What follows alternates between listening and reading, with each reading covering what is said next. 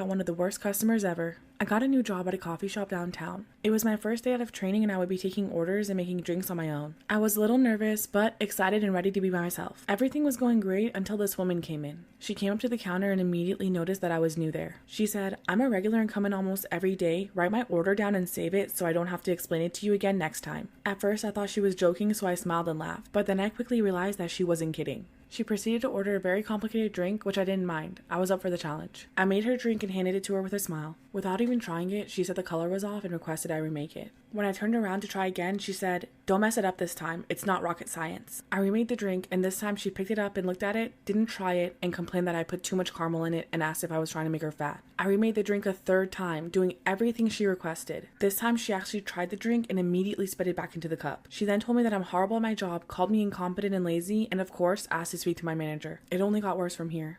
Part 2 of the worst customer ever. After she requested to speak to the manager, I went to get the shift lead and explain the situation. He immediately knew what customer I was referring to. My manager went to speak to her as I remade her drink a fourth time. She demanded that the drink be free and that we also let her pick a food item.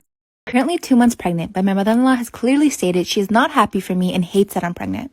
She's been coming over a lot to cook for us, but I haven't been eating her food. Not because I don't like it, I'm just in a lot of pain and very nauseous. But she's always complaining about it. I've been taking a lot of vitamins for my pregnancy, and when my mother-in-law asked, I didn't think much of it.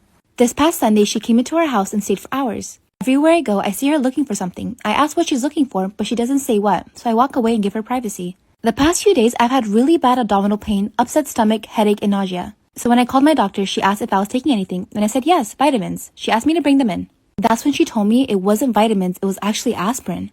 I knew right away my mother-in-law was the one who switched them out. I can't believe it. My mother-in-law made me feel so sick, and I almost miscarried if I didn't go see a doctor. I told my husband, and he confronted his mom. She completely denied it and said she would never do anything to harm her unborn grandbaby. It's so clear that she replaced my vitamins and she's lying about it. I'm so upset and I feel like I'm not being safe with her. I have no trust and I want her out of my life. But my husband says we have no proof. Thank you guys so much for 100K. In honor of 100K, I'm going to tell one of your stories. If you would like to submit a story, you are welcome to in my email, or you can even direct message it to me. I check my DMs all the time. Anyways, let's get into the story. This story takes place my freshman year of college. I am now finishing up my master's program, so this was a while ago. Just like every other college student, I was broke. And when I say broke, I mean broke. Around 2015 or so, the whole Tumblr sugar baby scene started popping and I fell into the rabbit hole. Me and my roommate decided we were going to join one of the sugar baby sites. I'm not going to say which one, but we decided we were going to join and try to catfish or basically make some money without meeting these guys. I mean, honestly, what were the odds of us running into these guys? 9 times out of 10, they were going to be older, family men. We were college students. So I stupidly used my real face just in case. Part 2 of joining a sugar baby website. If for some reason you didn't catch it in part 1, this is a fan submitted story. If you would like to submit a story, email is always in the bio, or you can send it to me via DM. Let's finish this story. So I used my real face because I figured if they wanted to FaceTime me, they would have a real image and I would be a real person. So it would seem legit that, they could send me the money and they could trust me. There was this one guy who I was talking to. We're going to call him John. He was really nice, really respectful, and he really just genuinely wanted someone to talk to. And in turn, he sent me money. Eventually, John flipped the switch on me, and he actually wanted to meet up. I was not down with that. I never wanted to see any of these men in person, but I guess the universe had a different plan. I ran into John a few months later at Cheddar's with his family having dinner. Living in a small town is such a pain in the ass. He didn't say anything to me. I didn't say anything to him, but his face was red as hell. Tell me about a time that you got catfished. I'll go first. So for anybody who don't know me, I like big guys, okay? I mean, hefty, baby. Big guys. And I was scrolling on Instagram one day and I seen this barber post this guy, fresh little lineup. He was fine. I mean, sir was fine. Y'all know when the barbers be doing the after pictures, them motherfuckers be fine. So I comment under the picture like, who is this? Then I DM'd him and he was like, I don't know. You cut his hair, what you mean you don't know? So honey, I go big or go home. So I screenshotted the picture and posted it on my Facebook. I deleted all proof of this because this was embarrassing. So I posted a screenshot of the boy on my Facebook and I'm like, who man is this? I need to figure out who man this is because he about to be mine. Honey, when I tell you the Facebook feds went to work and they found him, honey. They found my man. I thought So he comments under the post and he like, I'm single. I said, not no more, baby. You got a girl now. Comment for part 2.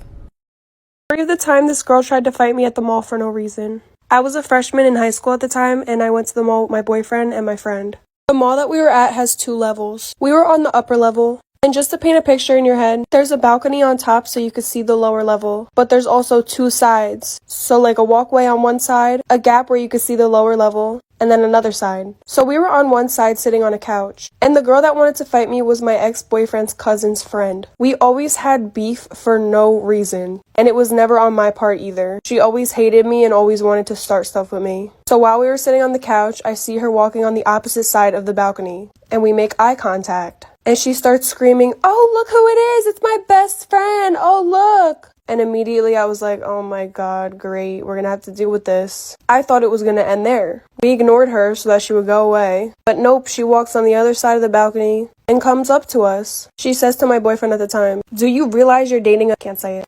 Of the time a girl tried to fight me in the mall for no reason. Part 2. So she walks up to me and my ex-boyfriend and she says to him, "Do you realize you're dating a..." Can't say that. And my ex-boyfriend just looked at me and I didn't know what to say. Then the girl started getting really nasty and getting closer to my face. The only comeback I could think of is get a life. So I just kept saying that and it got her more and more mad. Until eventually she said she wanted to fight me. So she's over here causing a scene in the mall. And my friend started to not have it. Once the girl starts getting closer and closer to me, kind of like jerking back and forth, being like, "What you gonna do? What you gonna do?" My friend was like, "Okay, if you want to fight somebody, maybe you should fight somebody your own age." Because my friend was actually over 18 and the girl was 17. And the girl was not expecting that. So the girl was like, "Okay, I'll fight you too." She was like, "I could take both of you easy." And I was like, "Bro, I don't want to fight you." I was like, "You hate me for no reason and you're starting a problem over what? Because you think I'm a skunk? Like, leave me alone." And the girl was like, "You're lucky we're in the mall. And you're lucky my mom said I can't get arrested again." Then we left. This was a banned episode of Peppa Pig. This episode was called Mr. Skinny Legs and it came out in 2004. And depending on where you live, it was taken off the air immediately. This episode was supposed to teach its young viewers that while spiders may look scary, they can't really hurt you. At the beginning, Peppa is afraid of the spider, but by the end of the episode, she befriends the spider and invites him as a guest to her tea party. Now, I think the moral of this story is pretty great, but apparently people in Australia did not agree. Australia is home to some of the most venomous spiders in the world, like the redback spider, whose bites are intensely painful and have historically been linked with deaths. So this episode was unfortunately banned in Australia because they did not want kids trying to befriend spiders. This was one of the creepiest Barbie dolls that was ever sold in stores. This was called the Barbie Video Girl doll that came out in 2010. She came with a real working camera disguised as her necklace, and a video was projected onto her back. The issue here is that it could record up to 30 minutes of video, and even the FBI became worried about what this children's toy could be used for. People were concerned that this video Barbie was always watching. Then there was another doll called Hello Barbie, and she, on the other hand, was always listening and was happy to record your conversations and send that data via Wi-Fi to Mattel. So these two Barbies really freaked out parents because it really seemed like an invasion of their privacy. This is the reason why everybody thought I dropped out of high school. Over the 4 years of high school, I was probably in school a total of 100 times altogether. And this wasn't because I was lazy, I mean partially, but it was mostly because I had really bad stomach problems. So I always had these doctor's appointments, I was always missing school because my stomach hurt. So then my junior year, since my attendance was really bad, they decided to put me on home instruction. This means that teachers would come to my house for about 2 hours a day, 3 days a week. And my teachers had to bring with them these time slips, for example saying that they saw me from 9 a.m. to 11 a.m. And when I was a minor, my dad had to sign it. And when they hand in those time slips, those are the hours they're getting paid for. So I had this one teacher. She was my history teacher, but we would literally just gossip the entire time. She was mad chill. Sometimes, though, she would cancel on me, and sometimes I would cancel on her. But this was my senior year, so I was 18. So I was able to sign the time slips. So I saw her once a month when I was supposed to see her 4 times a month. So every time she came, I signed 4 time slips. I got the credit, she got the check.